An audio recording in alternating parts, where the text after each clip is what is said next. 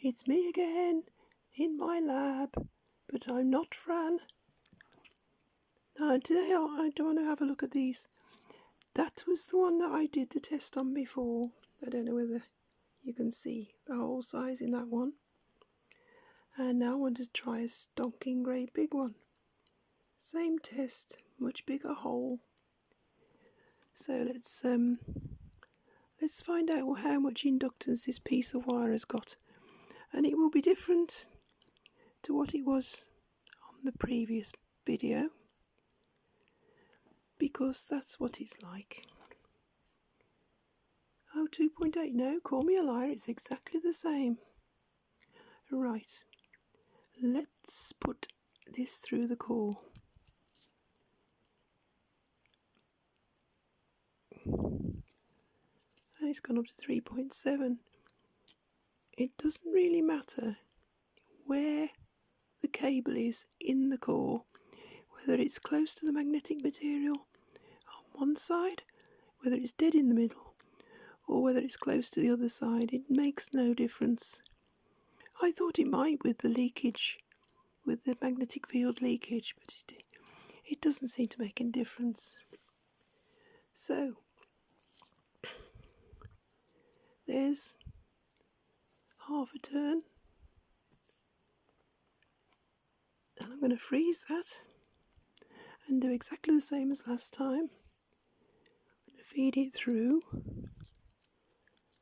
Now this core is slightly longer than the other one, so the results won't be quite the same. See, that core is a little bit shorter.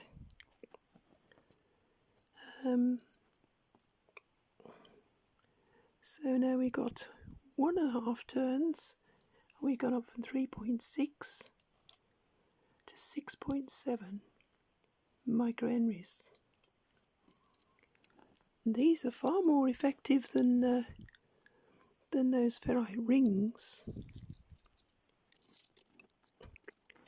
And we have 2.5 turns,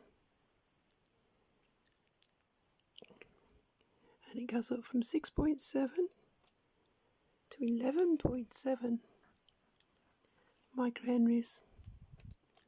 So as you can see, if you can get a big core and pass your cable through it multiple times, it will have far more effect than fitting a core to a cable. It's fitting a small core to a cable. I know it's unsightly having multiple turns through the cable and you lose some distance, but the increase in inductance is definitely worth it. Another turn, what have we got now? 1, 2, 3.5 turns. Takes it up to 18.7.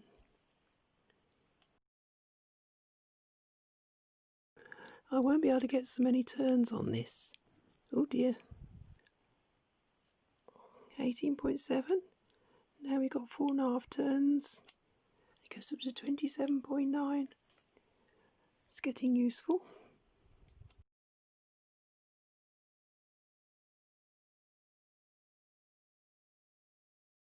$27.8 and 39. And let's just freeze that, pass it through again. I think this is probably going to be the last turn. No, I might get another one. 39 to 52.5, and one more.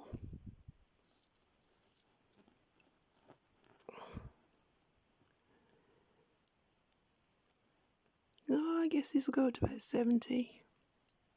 52.5 to 66.7.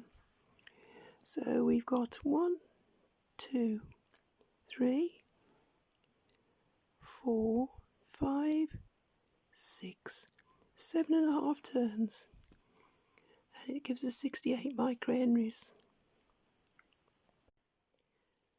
Now, as I said, there's 7.5 turns on there, giving us 68 microhenries.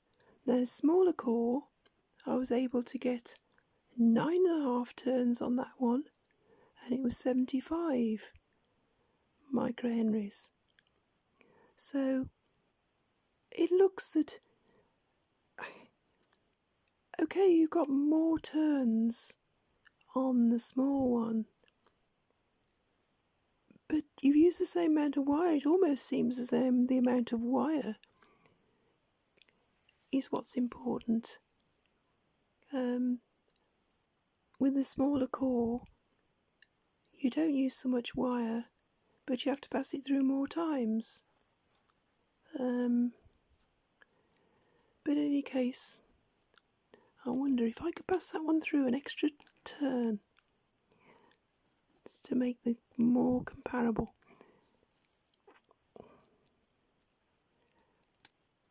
Yeah, an extra half turn, so that's 8.5 turns. 85. But this is a bigger core. I don't know what to conclude from that, but I was quite surprised. I thought that the two, because I could get fewer turns on that one, I'd get much less inductance, but in actual fact, the inductance is the same sort of ballpark for both, whether it's a big one or a small one. But certainly, as you can see, the more turns you add, the more effective the core is at generating inductance.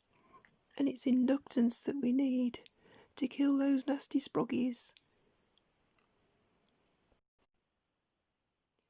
Here's the results for the large clip-on ferrite sleeve, and I haven't gone through all the intermediate stages of subtracting the residual inductance of the cables and all the rest of it, so I've just gone straight to the number of passes through the core and the microhenries that we read, the true microhenries. And as you can see, for one pass we get 0.9 microhenries, for two we get 3.9, 3 passes gives 8.9, and so on, up to 9 passes, which gives 82.6 microhenries. Now if we calculate the AL value, which is the number of microhenries per square pass, we get a larger figure than we did with the small core, and it tends towards just over 1. The more turns you add, the more accurate that figure becomes, the more it tends to a constant value. So we can say it's roughly 1,000 nanohenries per squared turn or pass through. We can use the terms interchangeable, really, I suppose, because as long as the cable goes through once through the core and loops back to itself, that's one pass through, and it's also one turn. If you pass it through and round and back out again, that actually passes through twice, so that's counts as 2 turns, really, or 2 passes. Anyway, the magnetic material on this thing is 29 millimeters in length, and 13 is the inside diameter. So that's the largest cable that you can accommodate, and 20 is the outside diameter of the thing. Just thought I'd mention that. Now, we know that the inductance in microhenries is the AL value times the number of turns squared, and the AL value is this value here. For instance, if we assume that the AL is 1, then 50 turns would give us 2,500 microhenries. That's 50 times 50 times 1. And 100 turns would give 10,000 microhenries, which is 100 times 100, which is the n squared, times AL, which is 1, which is roughly 10,000 microhenries, or 10 millihenries. The Ferrite toroid calculator gives the UI, which is the initial permeability, as 408 for this particular toroid. There's the web address if you want it. https www.ferrite.com/toroid-calculator. I'm struggling here, I can't see this. I've got the wrong glasses on. No, that doesn't match any of Ferrite's mixes. Oh, it needn't match anyway, because it may not be a Ferrite mix. It's just a thing that came from China, so God knows what mix it is, but we can compare it with Ferrite mixes, can't we? And this is what we get. Right, the Mix 52 has a UI value of 250, so that's too low. Mix 51 is 350, so that's too low. Ours is 408. The next one of the Ferrite ones is Mix 44, which has got a UI of 500. 46 is also 500. These two are different types actually. One's manganese zinc and the other's nickel zinc. Anyway, and type 43, the good old 43, is 800. So that's way out, so, you know, it's much higher. It's not a 43, it's probably not a 44 or a 46, but it's probably not these either. So if we, you know, it's somewhere between a 51 and a 44.